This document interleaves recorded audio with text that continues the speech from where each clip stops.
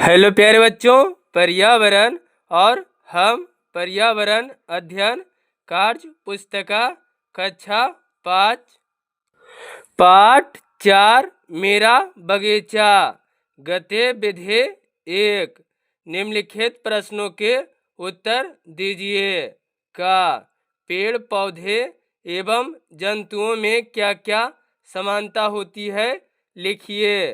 तो हमने लिखा है पेड़ पौधे एवं जीव जंतु दोनों ही जीवित चीज़ें हैं, दोनों में वृद्धि होती है।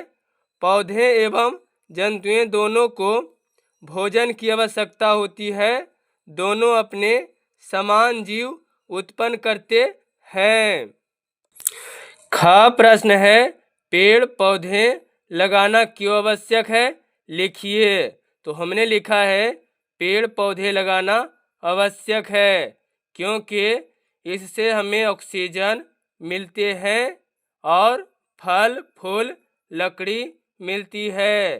पेड़ हमें छाया और जानवरों एवं पक्षियों को आवास प्रदान करते हैं। प्रश्न ग है बरगद के वृक्ष का क्या उपयोग है, लिखिए। तो हमने लिखा है बरगद के वृक्ष से हमें कई प्रकार की औषधियाँ मिलती है। बरगद के बीज, दूधिया, रस, पत्ते और छाल का उपयोग औषधि के रूप में किया जाता है। घ प्रश्न है वैसे पौधे के नाम लिखिए जो तालाब में पाए जाते हैं। तो तालाब में पाए जाते हैं पानी फल, जलकुंभी, मखाना, कमल, कुमुदिनी, कर्मी। ये सभी पौधे जल में पाए जाते हैं। गतिविधि 2 अपने आसपास नीम और आम के पेड़ का अवलोकन कीजिए। उन पेड़ों को बारे में निम्नलिखित बातें पता कीजिए। का पत्ती की लंबाई लगभग नीम का कितना होगा 5 से 10 सेंटीमीटर, आम का 15 से 35 सेंटीमीटर। और ये ख प्रश्न है किस पेड़ का फल खाया जाता है, तो आम के फल खाया जाता है। ग है किस पेड़ के अवयवों को समानता औषधि के रूप में उपयोग करते हैं और कैसे। तो नीम के पेड़ के अवयवों को समानता औषधि के रूप में प्रयोग करते हैं। नीम की लकड़ी से दातुन करने से दांत और मसूड़े स्वस्थ रहते हैं और नीम के छाले से दवाई बनाई जाती है।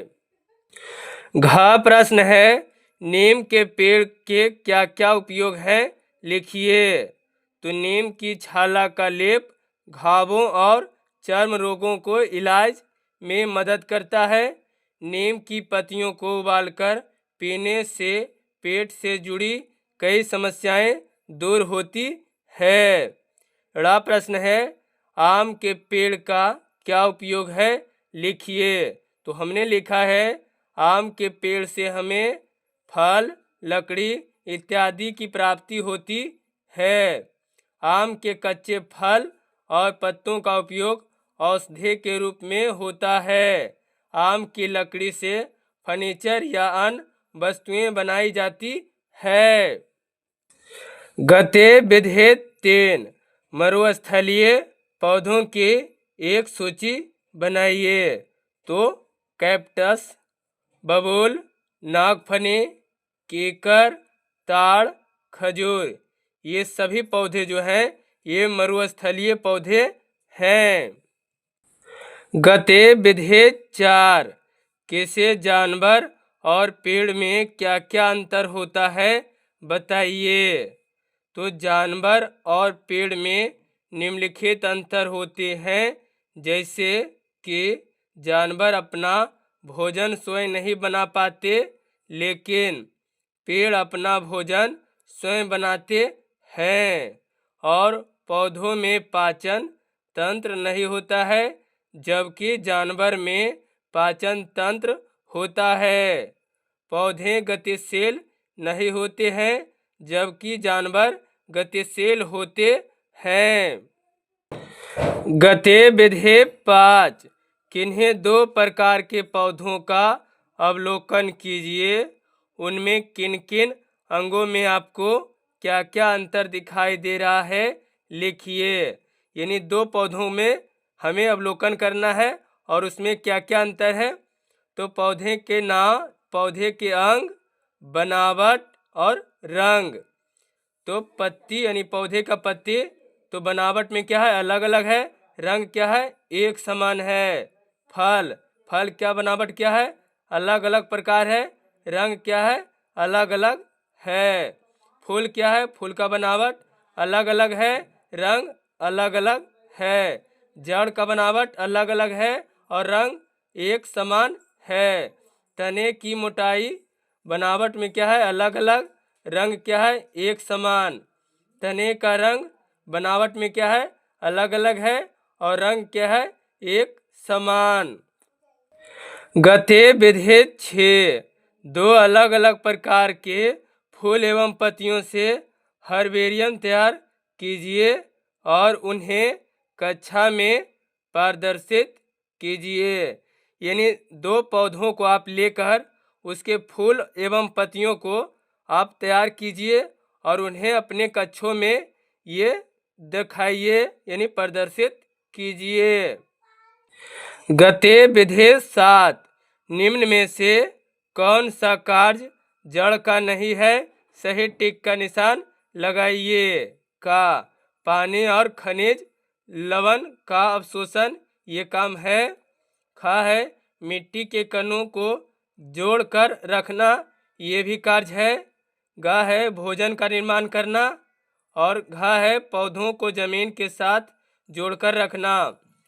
जड़ों का काम भोजन का निर्माण करना नहीं होता है। ऑप्शन नंबर गा सही होगा। गतिविधि 8। गुलाब, अड़हुल तथा सदाबहार के फूलों में क्या क्या अंतर है बताइए। आधार, गुलाब, अड़हुल, सदाबहार।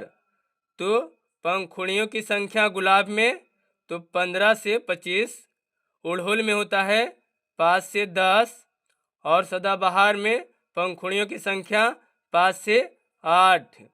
पंखुड़ियों के रंग गुलाब का तो लाल, सफ़ेद, पीला, गुलाबी होता है और अड़हुल का पंखुड़ियों का रंग तो पीला, सफ़ेद, लाल। सदाबहार का गुलाबी, लाल, सफ़ेद।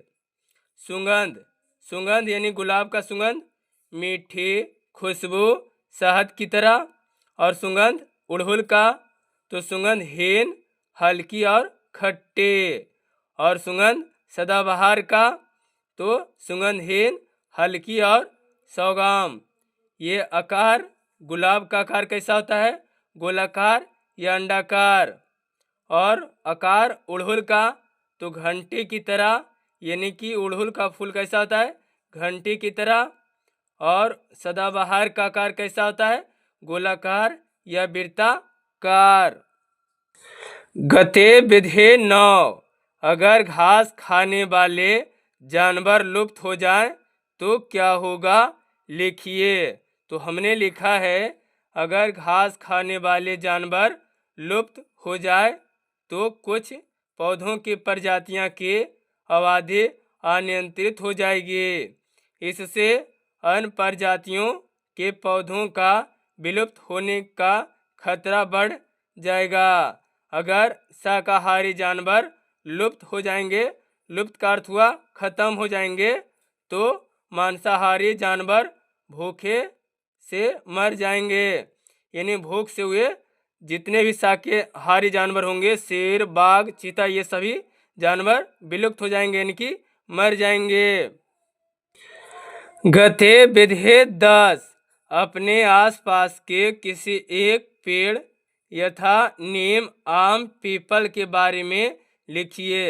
या तो नीम, आम या पीपल के बारे में किसी एक के बारे में लिखना होगा। तो हमने लिखा है नीम का पेड़ एक महत्वपूर्ण औषधीय पेड़ है। यह 25 से 40 फीट लंबा हो सकता है। नीम का पेड़ का जीवन काल बहुत लंबा होता है।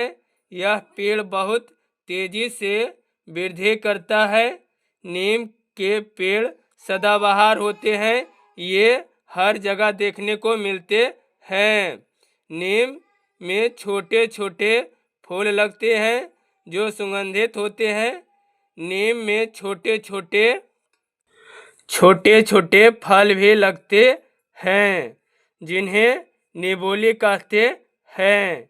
नीम का पेड़ के सभी हिस्सों का उपयोग करते हैं, जैसे कि सूजन, संक्रमण, बुखार, त्वचा रोगों और दांत विकारों का इलाज के लिए किया जाता है। नीम की पत्तियों का उपयोग सांस संबंधित समस्याओं, डायबिटीज, मलेरिया, पेट के लिए घाव के लिए किया जाता है। और नीम का उपयोग कीटाणुनाशक और कृषि रसायनों के लिए भी किया जाता है। ये चैप्टर समाप्त हो गया प्यारे बच्चों। अगर वीडियो आपको अच्छी लगी हो तो वीडियो को लाइक, शेयर, सब्सक्राइब जरूर करें। इसके लिए आपको बहुत बहुत धन्यवाद।